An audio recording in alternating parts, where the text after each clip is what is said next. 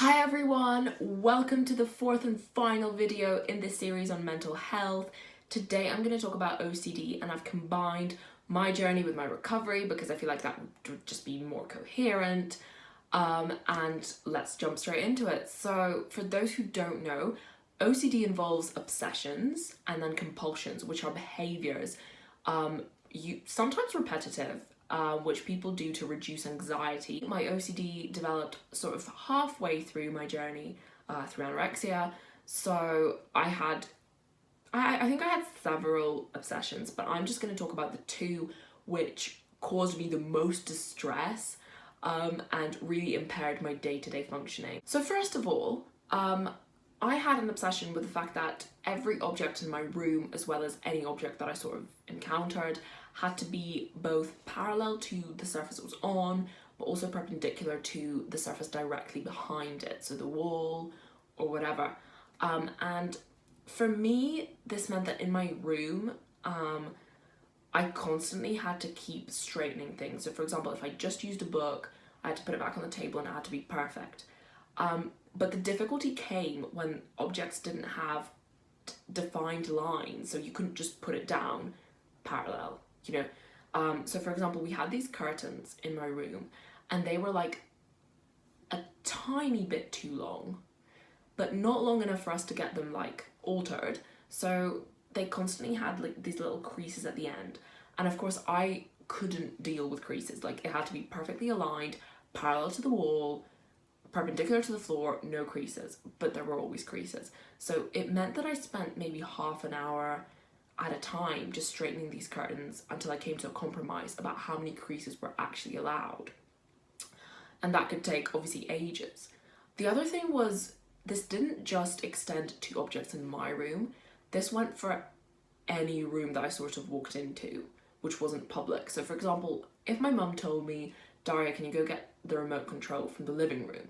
I'd go into the living room, but instead of just getting the remote control and bringing it to her, I'd get the remote control, and on the way back from the living room, if my eye caught any object that was out of line, I'd have to straighten it. And obviously there's so many things in the living room, right?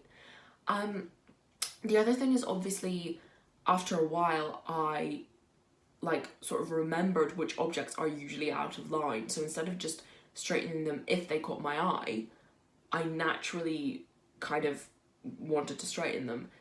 So obviously like every single visit to the living room extended, and the hardest thing about this was the bathroom. I could not leave the bathroom until every single object, shampoo bottle, toothpaste, you know, anything that's in the bathroom which isn't a machine basically had to be aligned. And the difficulty with doing that in the bathroom is that round things like shampoo bottles and toothpaste, they, depending on which angle you look at them from, they're gonna be aligned slightly differently. So, you know, I would spend half an hour at a time sometimes in the bathroom just aligning every single object, and then when I would get up to leave, my eye would catch them from a different angle, so I'd have to align it again until I reached a compromise. And obviously you can imagine how much time I spent doing that, you know. It was, even if I just needed a towel, like bathroom visits were basically just a trap. Once I'm in there, that's it. I can't leave till everything's aligned. So when people say that OCD is about wanting your highlighters to be, you know, in the perfect order, color-wise or whatever, it's not. That's just being organized, because we're taught from an early age that, you know, there's the colors of the rainbow, and obviously I love my highlighters to be in nice order too. But OCD is when it actually impairs your functioning, like day to day, and it causes you distress. Like I was really distressed because every time I walked into the bathroom, I knew I wouldn't walk out until everything's straight. And that is stressful because you know it's gonna happen and you don't want it to, but it does. The other obsession that I had was with movement. Now, this is kind of complicated to explain, so I'm just gonna like describe it. When I exercised, every single exercise had to be done to the best of my ability. And when I was just moving in non-exercise life, just like sitting. I had to sit perfectly. I had to walk perfectly. Every single movement had to be perfect. And if it wasn't, I had to redo it. Now, whereas I started off, obviously waking up at 5 and, as I said in my previous video, doing 2 hours of exercise, that started off kind of, not relaxed, but kind of like, I had some time to spare at the end just to get my heart rate back down. It wasn't too tight for time because obviously it was 2 hours. Throughout the year, that progressed to 2 hours of intensive repetitions of everything. Sometimes I'd repeat it 3, 4, 5 times each exercise because it just wasn't perfect enough.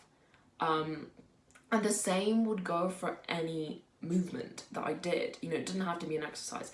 If I walked from one room to another and I felt like I wasn't walking fast enough, wasn't burning enough calories or whatever, then I had to do it again, because obviously the goal at the time was to burn as much as possible and to consume as less as possible.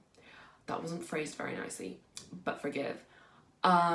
So yeah, that was basically the 2 main obsessions which really impaired my functioning, and it meant that, so much time was spent repeating things, repeating, straightening and repeating.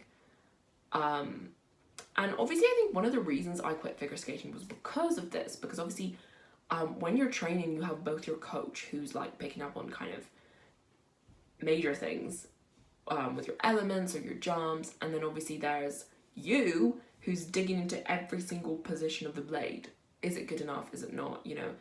And I think at the back of my mind, I was sort of hoping that if I quit, my OCD would go away.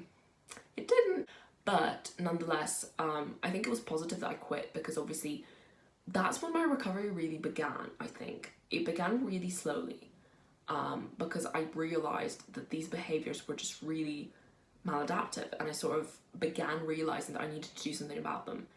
And I think because my OCD was so linked to my anorexia, I think it was partly because of low levels of serotonin, because I just wasn't consuming enough sugars.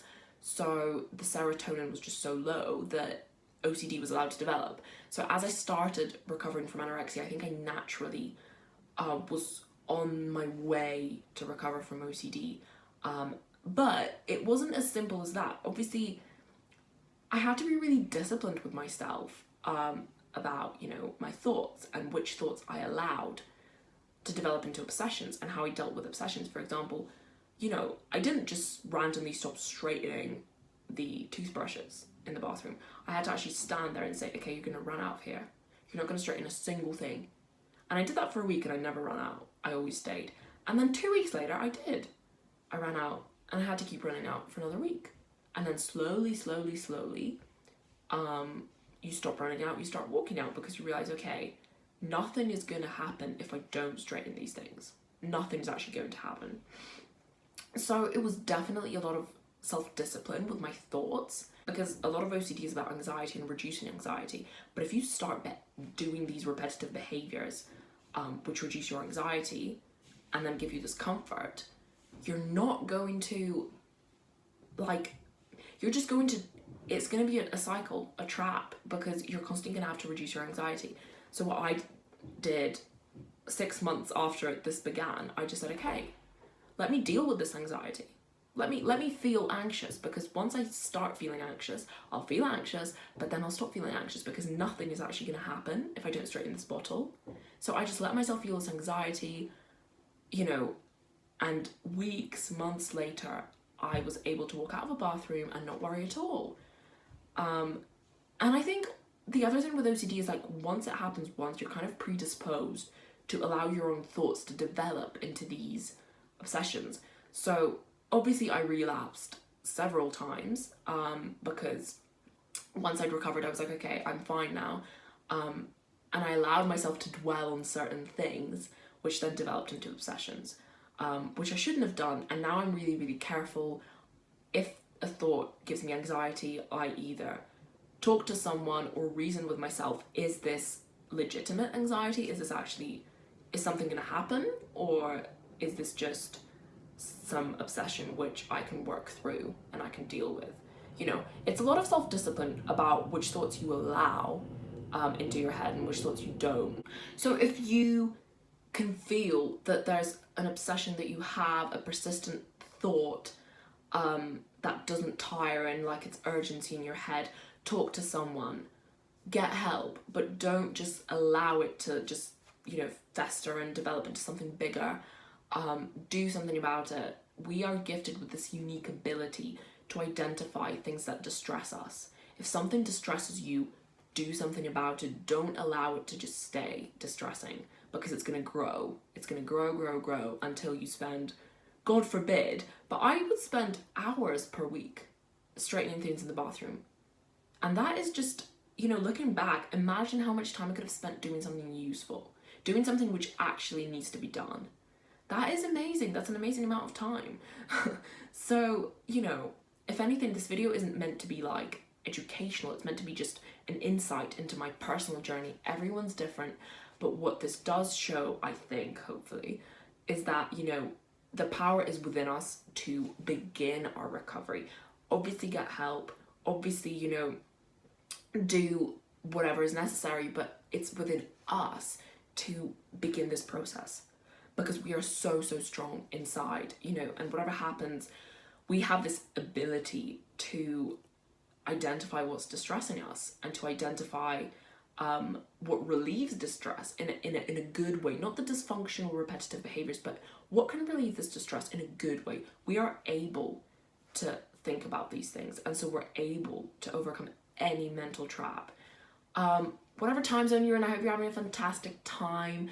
If this helps even one person, then I've done my job. This series was really interesting to kind of put myself back into that mindset that I had, and it was very interesting. But I can't wait to start, you know, the inspirational series, and you know, I have 3 different series that I'm kind of thinking to start next, so I'm really excited about that, because that is why I created this channel. If anyone has any questions, just ask. All my details will be in the description. And yeah, I hope you guys have an amazing day, night, evening, morning, afternoon, whatever. I love you guys so much.